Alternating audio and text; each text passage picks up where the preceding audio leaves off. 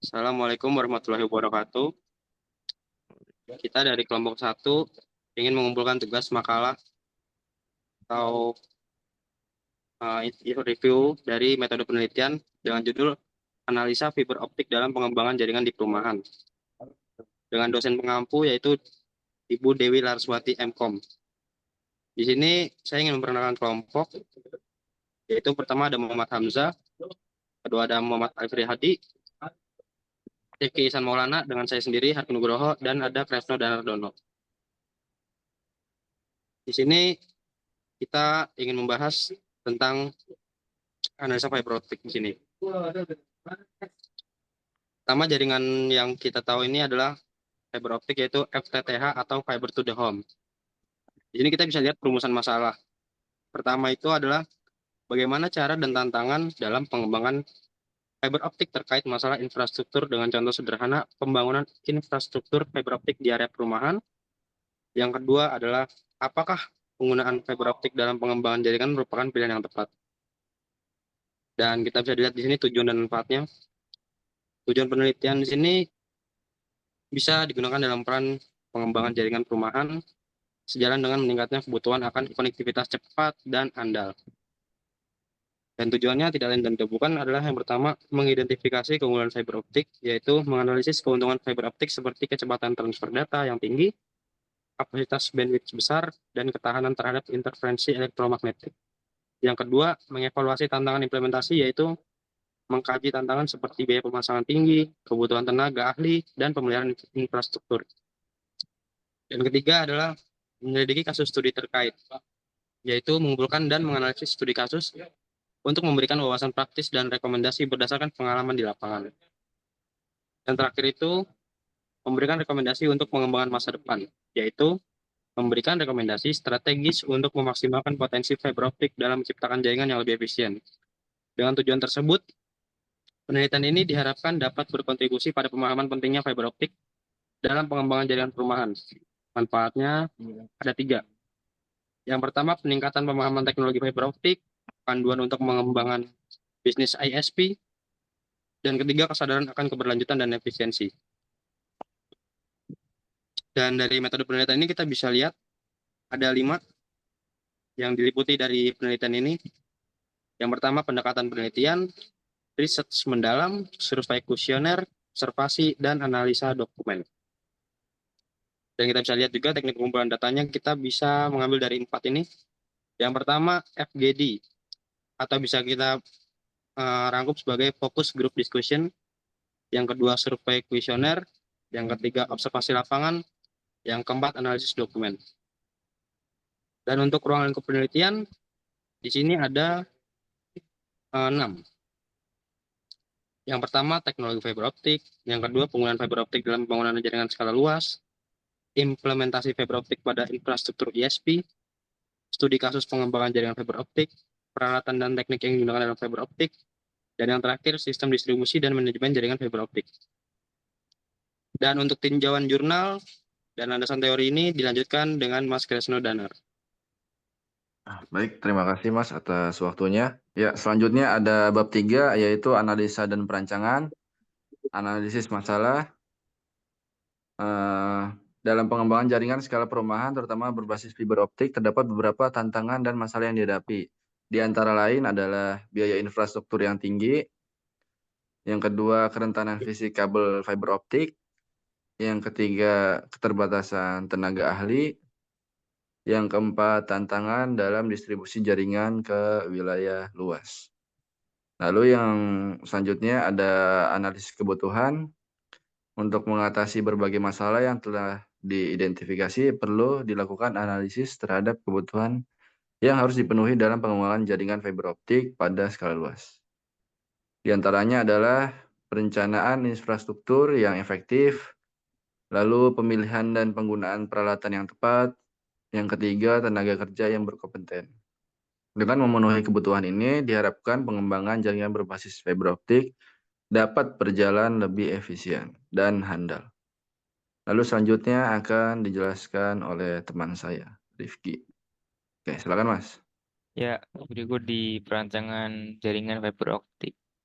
Jaringan fiber optik adalah teknologi utama dalam membangun infrastruktur jaringan berkomunikasi modem yang mampu mentransmisikan data dengan kapasitas bandwidth yang sangat tinggi, jangkauan yang jauh. Dan berikut adalah contoh dalam rancangan ini. Yang pertama, struktur jaringan fiber optik di Anda. Berikut adalah contoh gambar jaringan fiber optik di daerah halaman Anda. Di situ terdapat beberapa jaringan yang diantaranya ada beberapa komponen jaringan utama, ada optical line atau OLT, merupakan pusat penghubung dari jaringan backbone fiber optik ke OTP. Yang berikutnya ada termination box atau OTP, OTP berada distribusi setelah OLT. Dan selanjutnya ada distribution point atau ODP. Setiap ODP melalui distribusi sinyal langsung ke pelanggan. Kabel yang digunakan dari OTP adalah kabel 12 kon. Dan berikutnya ada simulasi distribusi. Itu adalah gambar contoh dari simulasi distribusi. Ada beberapa contoh gambarnya. Dan berikutnya kita ada rincian kapasitas dan seperti di gambar di atas, di sini kita mengubah router cloud core router sebagai penghubung link ke internet optikal dan minimal. Dan ini adalah rumus-rumus dari setiap router. Dan kita langsung ke keandalan dan efisiensi. Dengan keadaan yang tinggi melalui jalur backup sebentar. Setiap bagian jaringan dirancang dengan candangan kapasitas backup core untuk mengantisipasi kegagalan atau kerusakan pada bagian tertentu dari pengguna yang tersedia. Dan keempat akan dijelaskan oleh Alif Rahedi. Iya. Di sini kita memasuki implementasi dan pengujian. Saat jaringan sudah jadi ada klien, misal saat jaringan sudah jadi ada klien yang ingin mengajukan pemasangan. Maka sebelum pemasangan ada tahap alur instalasi, yaitu kita survei dulu. Itu di daerah situ survei jalur ke arah panel terdekat. Nah, jika panel tersebut tarikan jalur ya tidak sesuai, maka di hold teknis karena karena tidak sesuai tarikan, dan jika sesuai maka kabel akan ditarik dari ODP ke rumah klien terdekat dan pasang perangkat untuk registrasi. Di sini kita mengimplementasikannya pada customer yang ingin melakukan pemasangan, di mana sebelum pemasangan kita melakukan survei, di mana tujuan dilakukan survei adalah pemasangan jaringan WiFi menggunakan transmisi fiber optik di wilayah tersebut aman apa tidak, bisa aman bisa tidak. Nah, di sini kita akan melanjutkan model yang dibutuhkan dalam pengujian pembangunan jaringan. Bentar Mas, punya aku nge-lag.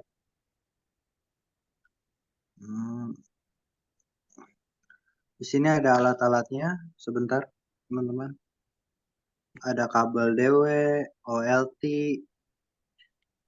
kabel backbone dan lain-lain. Sebentar.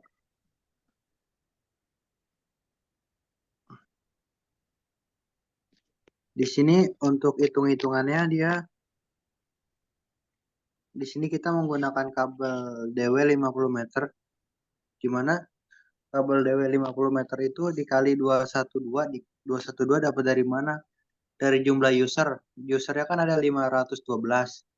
Nah, di sini kita membuat stoknya 212 itu kabel yang 50 meter dan 100 meter itu untuk yang 300 user. Di sini kita menstok juga kabel backbone yang 12 core. 12 core dia 2 km dengan harga 5 juta.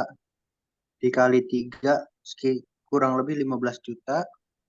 Dan kabel 6 core. 6 core saat kabel sudah dipecah tup dengan harga 5 juta dikali 3, harganya 15 juta. 5 kabel core 6 core 5 kali 4 20 juta. Di sini ada ODP, Mikrotik Code Router CCR, ada Closure dan OLT. Di sini kenapa kita memakai OLT yang 1204 user, jika di mana kapasitas itu melebihi 512, maka kita bisa mengupgrade-nya dengan mudah. Di sini ada ONT juga, kita memakai ONT ZTE, di mana harganya 218.000 dikali 512, harganya menjadi 100 juta sekian. Dan totalnya untuk kira-kira sekitar, untuk jika dijumlahkan semuanya sekitar 235.975.650. Untuk kesimpulannya, maaf Mas, bisa di scroll ke bawah, punya aku ngelik. Jika ke atas lagi dikit. Jika ingin melakukan perancangan jaringan, kita pikir dulu untuk kedepannya, apakah dari sisi perawatan, maintenance, dan sumber daya sebelum lanjut ke tahap developing. Saran, jika mengembangkan jaringan fiber optik, dipikir matang-matang karena selain offset pembangunan dan infranya yang mahal, juga membutuhkan tenaga ahli yang berpengalaman agar kualitas infra dan jaringan internet layak dipakai. Bisa tolong ke bawah, Mas. Di sini kita ada referensinya. Untuk referensinya itu kita dari blog-blog perancangan sebelumnya dan dari teman kami sendiri yang kebetulan dia orang FO fiber optik, dan dari Tokopedia untuk survei harga perangkat jaringannya.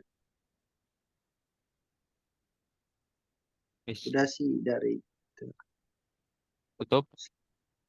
ditutup. Sekian, terima kasih dari kelompok kami. Jika ada kesalahan mohon dimaafkan karena kelompok kami sendiri lagi dalam tahap belajar dan kami siap menerima kritik dari teman-teman jika ada kesalahan.